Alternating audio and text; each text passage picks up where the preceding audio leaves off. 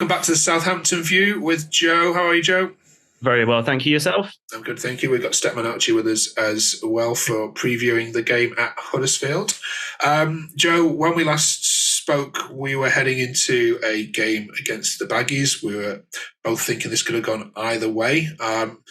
Tough game for you, but Southampton, my goodness, they are a different beast, aren't they?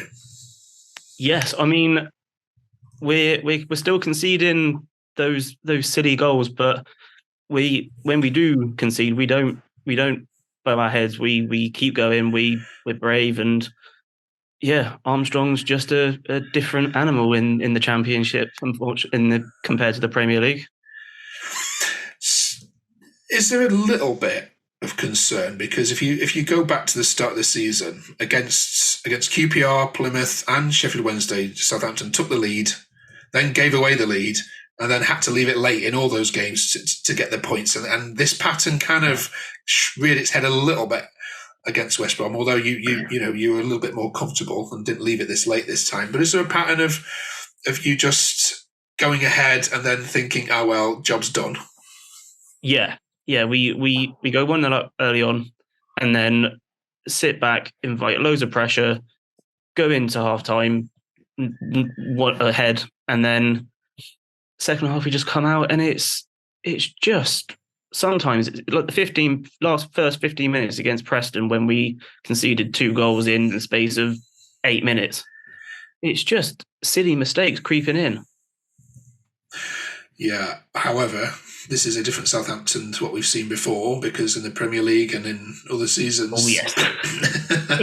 this Southampton team would crumble and probably go on and lose games like that once West Brom had equalised. Can you catch Leicester? After them losing, I would like to think so. They've lost 2 on the bounce now, so it's not as unrealistic that we could, if we continue getting points when needed, I think we could really be right up there. Archie, what are your views on the Saints this season? So as a neutral, I've really enjoyed looking at them actually. I mean, they're on a really good run. They've won the last 3 games. They will be climbing up there, up the league as the season goes on. I think they'll be quite consistent from now on. Obviously, they lost 4 games in a row at the start of the season. That's the only reason they are where they are. They're on a really good run. The Saints fan is completely right. They've won I think it's 3 out of the last 5 games by 1 goal. So they don't batter teams, but they do get the results when needed, and that's what gets you out of the league. It doesn't matter what or how you win. It's like whenever a team gets promoted, they need those narrow victories. Like it's always a part of every season you watch. And as a fan, when I watch my team, I kind of enjoy them more in a weird sort of way, because you kind of think, oh God, thank God for the final whistle. In terms of their season as a whole, I think they do put out massive results against big teams, in my opinion. I mean, they beat Leeds. That was a massive result. They beat Hull in the last minute, which, again, I mentioned Hull again, but they're really, really good at home. So that was a massive win for them, and that kind of sent them on their way into where they are now. Smallbone, a player kind of picked out in terms of for Southampton, has been a bit of a revelation this season, coming from Stoke last year. And I think as a neutral, they're one of the best teams to watch in the Championship for me. Yeah, agree with all that, Joe? Yeah, absolutely. I think beginning of the season, Smallbone, he got his injury against QPR, a bit earlier on, and he came back against Sunderland, and well, that game was just a disaster class. That was just so bad. But he got through that tricky patch, and he's starting to really come into his own now, and I'm really liking what I'm seeing from the entire team. All right, let's get the Huddersfield view. Stay there one sec. Okay, Joe, Mark is hoping that no Southampton fans will be travelling all this distance. How many are you taking this weekend? Unfortunately, it's a sellout, and I'll be one of the many joining this weekend.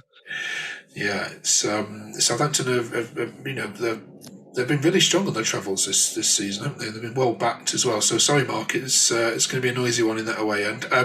What's your best hopes then, Mark, for this game? Let's go to score predictions. I think if we put out the same team what came out against Hull, I don't think we'd have a chance. The stats just don't add up in our favour at all. If we do come out and we say we've got Danny Ward back and we've got his normal midfielders back and David Kasumu's back in there with Jonathan Ogg to like break it up a bit to give those small bones issues and stuff.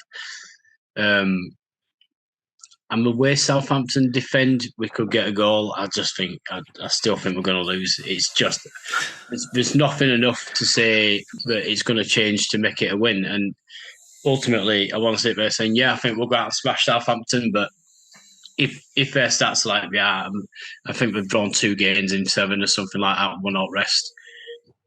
I think Town might score, but I think Southampton will win. So, okay. Any score you want it to be 0-5 or 0-6? Or? I'm going about a 3-1. 3-1. Okay. Yeah. Joe, I'm going to go for a very convincing 5-1 win to Southampton. I'm sorry, Mark. I'm sorry. Steady on. I was joking, but you're not. Right, okay. If that comes in at 5-1, I'll buy you a match ticket. To be fair, I have been down to Southampton and it's a nice ground down there, but it is a long day out. It's I know we're on about Plymouth Sunderland earlier, but Southampton probably one of the longest away days I've been on. So yeah. You just kind of hope that Town get an early goal and it kind of puts them to sleep. But where Southampton going, I can't see it. I can see them scoring enough goals to win game, to be honest. Well, listen, both enjoy your day out. We'll be watching on. It can only get better, Mark. It can't get worse. Right. Do you know what? I've been there when we did. In fact, I think it's 20 years ago this week. We played our last game against Oxford United before nearly going into administration. So 20 years ago, we didn't even nearly exist. I think about 700 fans went round with bucket and put donations in, to keep the tap. So yeah, fair enough. Football's crap at the moment, but it's a hell of a lot better than it was 20 years ago when we nearly didn't have a team. So well said. Well said. Enjoy, folks. We'll catch up with you next week. Cheers. Thank you.